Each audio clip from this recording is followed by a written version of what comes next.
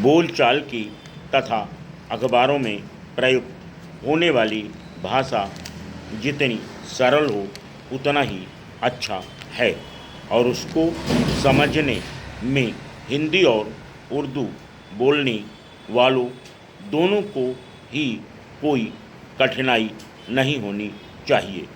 वही भाषा ठीक चलेगी।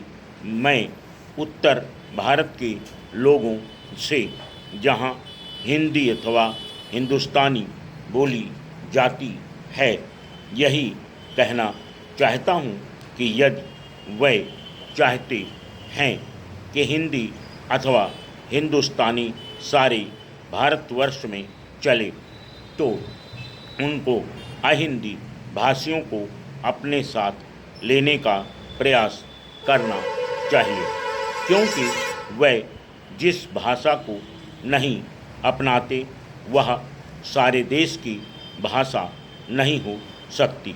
कभी कभी अहिंदी भाषी भी हिंदी में लिखने का प्रयास करते हैं।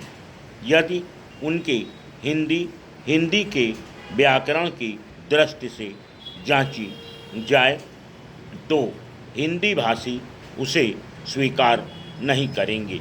मैं उनसे यह भी कहना चाहता हूँ कि उन्हें यह समझ लेना चाहिए कि केवल हिंदी भाषा में ही नहीं बल्कि उसके व्याकरण में भी इतना हेर फेर करना पड़ेगा कि दूसरी भाषाओं के मुहावरे भाषा में खप सकें। भाषा तभी विकसित हो सकती है। मैं आशा करता हूँ कि भाषा के इस प्रश्न को सांप्रदायिक रूप नहीं दिया जाएगा। उसे एक बार सांप्रदायिकता का रूप देने पर उसमें से निकलना कठिन हो जाएगा।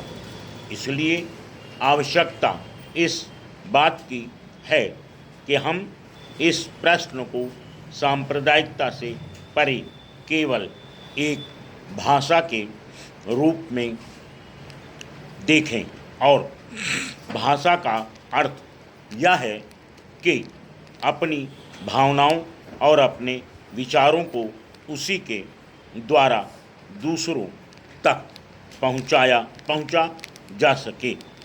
यदि राष्ट्रभाषा ऐसी भाषा बना दी गई जिसे कुछ ही लोग समझें तो हमारी समस्या हल नहीं हो सकती।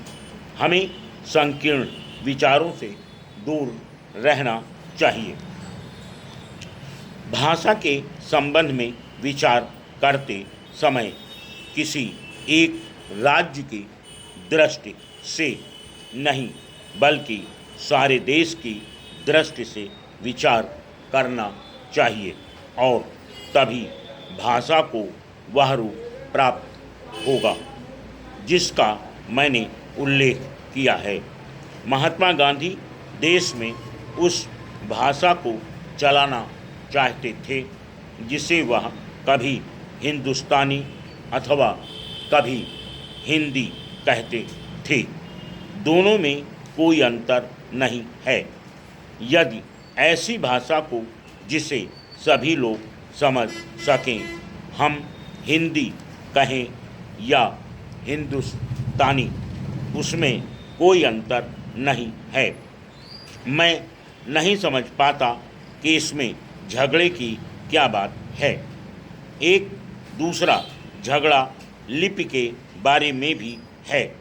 हिंदुस्तानी अरबी और नागरी दोनों लिपियों में लिखी जाती है। हमारे संविधान ने नागरी लिपि को ही माना है। इसमें ज़बरदस्ती की गुंजाइश नहीं है। यह खुशी की बात है, मगर हिंदुस्तान में जितने लोग बसते हैं हम उनके विचारों से अवगत होना चाहते हैं। यदि हम उनको समझना चाहते हैं तो हिंदुस्तान की जितनी लिपियां हैं उनको हमें सीखना होगा। दक्षिण वालों को हिंदी भाषियों से यही शिकायत रही है कि वे तो हिंदी सीखते हैं पर हिंदी वाले दक्षिण की भाषा कभी नहीं सीखते। उसी प्रकार उर्दू के आधार अक्षर हम जानें और उर्दू की किताबों से अपना परिचय रखें तो उनसे हमारा संबंध और अधिक घनिष्ठ हो सकता है।